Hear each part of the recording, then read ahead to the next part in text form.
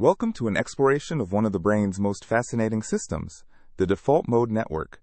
The default mode network, or DMN, is a network of interconnected brain regions that becomes highly active when we're not focused on the external world. Let's start by understanding what the default mode network actually is and why it matters. The default mode network was discovered in 2001 by neuroscientist Marcus Reichel while studying brain activity during rest. Surprisingly, this network becomes most active when we're not focused on specific external tasks, like when we're daydreaming or letting our mind wander. The DMN consists of several key brain regions: the medial prefrontal cortex, posterior cingulate cortex, and medial temporal lobes, all working together as a coordinated network. Here's a fascinating paradox. Your resting brain uses almost as much energy as your active brain. Let's ask an important question. How much energy does your brain actually use when you're doing nothing? The brain uses about 20% of your body's total energy, despite being only 2% of your body weight. Remarkably, the default mode network uses 60 to 80% of the brain's energy, even when you're supposedly doing nothing. The answer is striking. Your default mode network consumes massive amounts of energy during rest, suggesting it's doing critical work behind the scenes. DMN activity is approximately 0.8 times total brain activity, meaning your idle brain is hardly idle at all.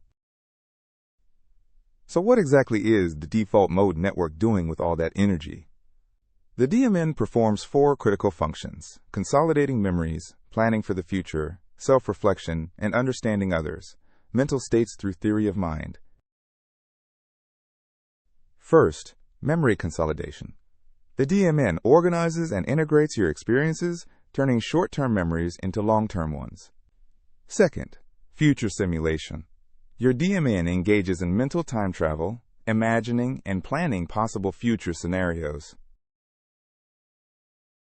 Third, self-reference. The DMN helps you reflect on yourself, your values, and your place in the world. Now let's explore the fascinating connection between the default mode network and creativity. Here's an intriguing question. When do your best creative insights actually occur? Studies show that creative insights often occur when focus levels decrease, precisely when the DMN becomes more active. The answer: during DMN activation. Your best ideas come during showers, walks, or daydreaming, when your mind is free to make unexpected connections. Creativity is inversely proportional to external focus. The less you focus on the outside world, the more creative your internal world becomes. The DMN excels at connecting distant ideas, linking concepts that focused thinking would never put together, creating those aha moments we call insights. Let's dive into the surprising science of boredom and why it might be more productive than we think. We face a modern problem. Constant stimulation from phones and devices prevents proper DMN activation, starving our brains of crucial idle time. Our phones provide endless stimulation, filling every moment of potential boredom with scrolling, notifications, and content. Your DMN activation time equals total time minus screen time. The more you're on screens, the less your creative network engages. This leads to a crucial question. Is boredom actually productive, or is it just wasted time? Research shows boredom triggers divergent thinking. When bored, your mind explores multiple pathways simultaneously, generating diverse ideas. The answer is a resounding yes. Boredom activates creativity and problem-solving by giving your DMN the space it needs to work its magic. The default mode network plays a crucial role in how we form and integrate memories. The DMN integrates separate memories into coherent narratives, connecting experiences across time to create your life story. Memory consolidation rate is proportional to DMN activity. More DMN time means better memory integration and retention. Sleep and the DMN work together synergistically. During sleep, your DMN continues processing, strengthening important memories and pruning irrelevant ones. To understand the DMN fully, we need to meet its counterpart, the task-positive network. The task-positive network activates during focused external tasks and is anti-correlated with the DMN. When one is active, the other quiets down. DMN activity plus TPN activity approximately equals a constant. Your brain toggles between internal and external focus like a neural seesaw. This raises an interesting question. Can both networks be active at the same time, or must they always oppose each other? Answer: yes, they can. During creative flow states and deep meditation, both networks can activate simultaneously, producing unique cognitive states. Let's look at real-world examples of the default mode network in action. Example 1. Shower thinking. The warm water, repetitive routine, and lack of demands let your DMN activate fully, leading to those famous shower epiphanies. Example 2. Walking. The rhythmic movement and changing scenery provide just enough stimulation to keep you alert while allowing DMN activation for creative thought. Historical example. Archimedes' famous eureka moment occurred in the bath, a classic DMN activation scenario where his mind could wander and connect ideas. The default mode network also plays a significant role in mental health and well-being. Research shows an overactive DMN is linked to depression and anxiety, where excessive rumination and negative self-focus become problematic. In depression, the DMN can get stuck in rumination loops, repeatedly cycling through negative thoughts without productive resolution. Mental health is inversely proportional to DMN hyperactivity. Too much DMN activation without balance leads to psychological distress. Meditation practices, especially mindfulness, help reduce excessive DMN activity, breaking rumination cycles and promoting healthier thought patterns. Now let's explore practical ways to optimize your default mode network for better creativity and well-being. Strategy 1. Schedule intentional boredom time daily. Set aside 15 to 30 minutes with no devices, just letting your mind wander freely. Block out 15 to 30 minutes in your daily schedule specifically for DMN activation, treating it as importantly as any other appointment. Strategy 2. Reduce constant stimulation. Create phone-free zones and times, allowing your brain natural idle periods throughout the day. Strategy 3. Engage in low-attention activities like walking, gardening, or simple crafts that occupy hands but free the mind. Optimal creativity is a function of both focus time and DMN time. You need balance between concentrated work and mind-wandering rest. Let's look at exciting frontiers in default mode network research. An intriguing question researchers are exploring.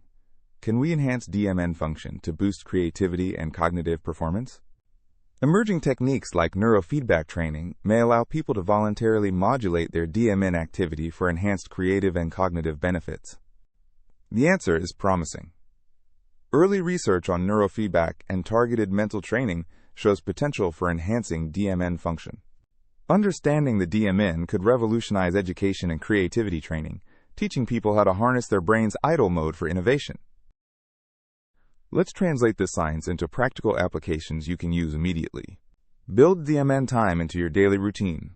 Morning walks, device-free lunch breaks, exercise, and evening reflection all activate your creative network. For students, study in focus bursts with breaks for mind wandering. This pattern optimizes both learning and creative insight. For professionals, schedule explicit thinking time in your calendar, not just doing time. Your best solutions come when you step back. True productivity equals action plus reflection. Without DMN time for reflection, you're just busy, not productive. Let's dive deeper into the neuroscience mechanisms underlying DMN function. As task difficulty decreases, DMN activity increases, showing the inverse relationship between external demands and internal thought. The DMN shows rhythmic oscillations that can be analyzed through frequency domain analysis, revealing underlying neural dynamics. The DMN operates primarily through neural oscillations in theta and alpha frequency bands, coordinating activity across distant brain regions.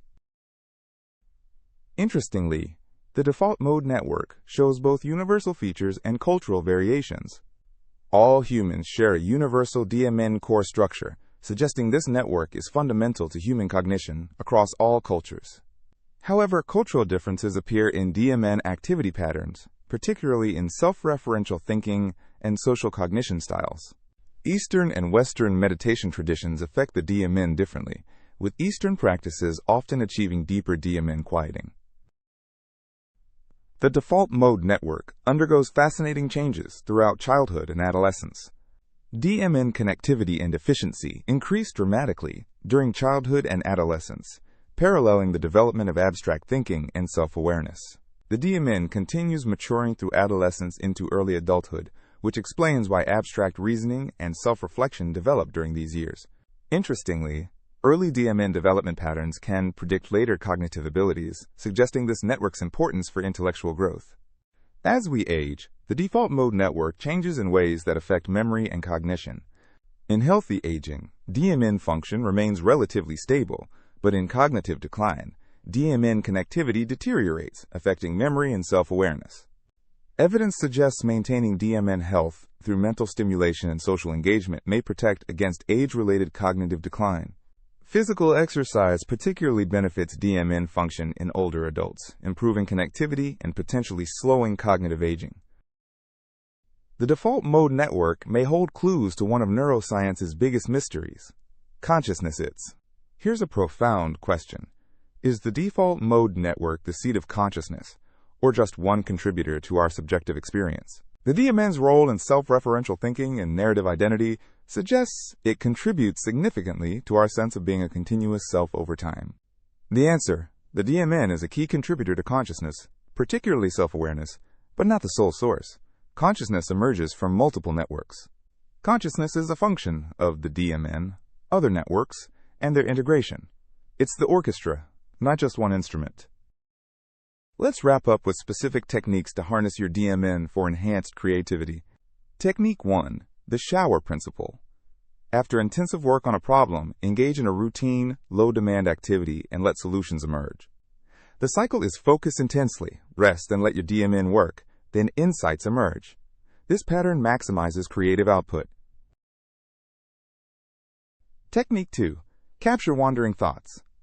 Keep a notebook nearby during DMN time to record insights before they fade. Technique 3. The 2-hour rule. After 2 hours of focused work, take a 15-minute DMN break. This optimizes both productivity and creativity. Technique 4. Pre-sleep problem loading. Review challenging problems before bed, letting your DMN work on them during sleep. Let's summarize the key insights about the default mode network. First, the DMN is highly active during rest, consuming 60 to 80% of the brain's energy for crucial background processing. Second, it handles memory consolidation, future planning, creative connections, and self-reflection, all critical cognitive functions. Third, boredom and mind-wandering aren't wasteful. They activate productive DMN states, essential for insight and innovation. Fourth, balance between focused work and DMN rest time optimizes overall cognitive performance and creative output. Fifth, modern constant stimulation from devices disrupts healthy DMN function, starving our brains of necessary idle time.